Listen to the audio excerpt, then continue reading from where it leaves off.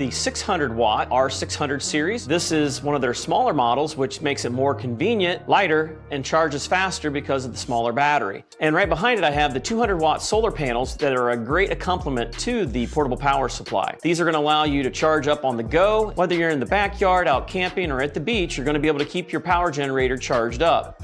We're going to test all these things out. We're going to put these under real life load tests. Now this device here is rated at 299 watt hours, which means that you can get 299 watt out of it over a 1 hour period of time. However, there is an efficiency loss there, which we will calculate up in the video. Generally, the battery has to protect itself from over discharge and overcharge. Both of them can damage the battery. So this device here will shut down depending on how hard the load is on the battery, possibly at a 5% or 10% reserve level. Speaking of charging rates, this does have 3 different rates of charge that you can check and change in the app, which is Bluetooth. This little device here also offers wireless charging at 15 watts, so that you don't have to remember your USB cords to charge your phone or other wireless devices that have wireless charging. Let's go ahead and get into the testing. This is going to test the DC battery pack. What we're going to be using here is a load generator, so we can see right now that our voltage is right in there at 13.23. Right, let's go ahead and test it out at 10 amp load. So we're at 11.5 volts DC right there.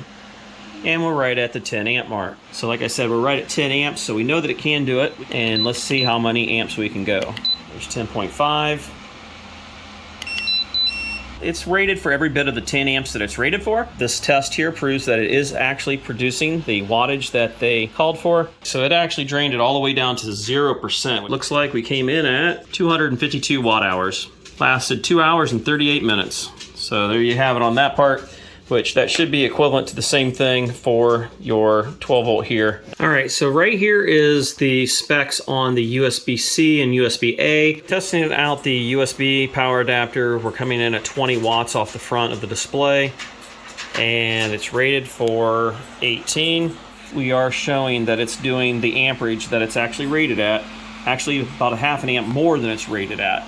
Now this does offer uninterruptible power supply. As you can see right up here, UPS right there on the front display. And currently right now it's charging back up. So what we're gonna do is we're gonna go ahead and leave this little lamp on here to kind of give you an indication of when it transfers over. So you should see just a slight blink when we unplug the utility coming into it. Meter's reading 122, which is utility power. We're gonna pull it.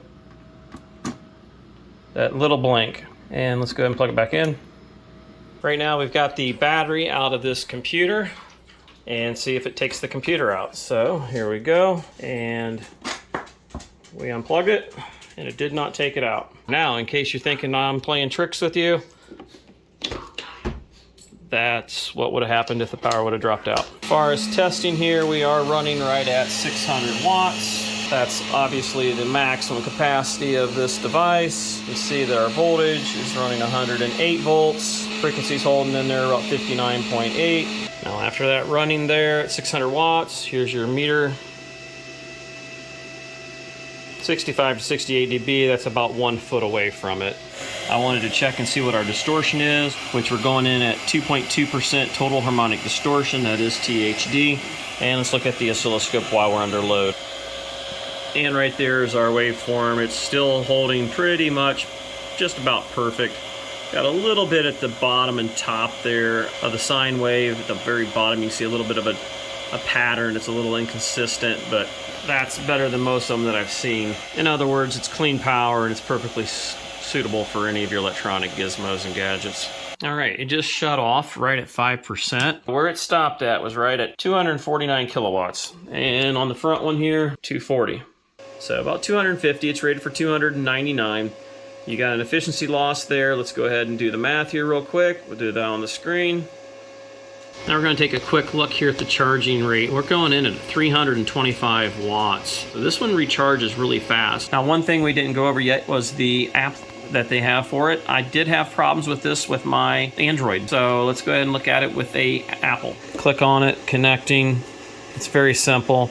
So what you're seeing right here is pretty much the same thing that you've got on the display right there. We have the AC turned on or off. You can turn it off. You can go down here to the DC. You can turn DC off. That will allow it to shut off. You can turn your light on and off. You can see that we've dropped down from 320 some watts down to 180.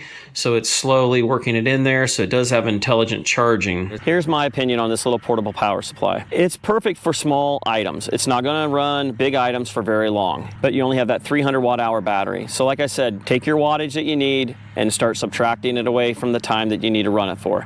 If you're just needing to charge some phones, batteries, things like that, and you need to have plenty of reserve power for whether it be a laptop, an iPad, a drone, just really depends on what your application is. Everybody has different needs, different wants. The warranty on them is really good. It has 5-year warranty. So far, everything's been pretty true to their word on the power ratings and what they're rating it at.